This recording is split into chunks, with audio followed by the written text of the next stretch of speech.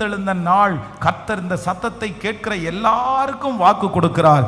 மனுஷனுடைய பலத்தினால தள்ள முடியாத, மனுஷனுடைய பலத்தினால செய்ய முடியாத நிறைய கற்களை ஆண்டவருடைய பிரசன்னம், ஆண்டவருடைய உயிர்த்தெழுதல் சீக்கிரமாய் தள்ளி நிறுத்த போகிறது.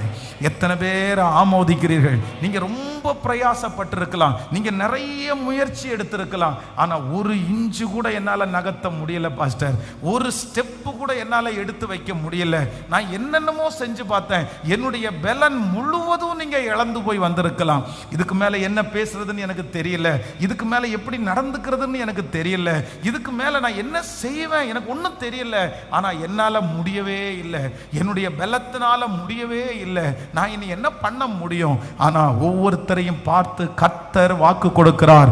மனிதனால், மனுஷனுடைய பலத்தினால் தள்ள முடியாத கற்களை இயேசு எனக்காக திறந்து வைக்கிறதற்கு வல்லவராய் இருக்கிறார். அந்த உயிர்த்தெழுதலுடைய வல்லமை உங்க பிள்ளை மேல கடந்து வரும், அந்த கணவனார் மேல கடந்து வரும், அந்த வியாபாரத்தின் மேல கடந்து வரும். இதுவரையிலும் செய்ய முடியாததை, ஆமென், மனுஷனுடைய பலத்திற்கு மிஞ்சி இருக்கிற காரியத்தை கர்த்தரே செய்ய போகிறார். நம்புறவங்க ரெண்டு கரங்களையும் மேல உயர்த்தி சத்தமா சொல்லுங்க, இதோ உங்க பிள்ளைக்கு ஒரு அற்புதம் நடக்கிறது, இதோ உங்க குடும்பத்திற்கு ஒரு அற்புதம் நடக்கிறது.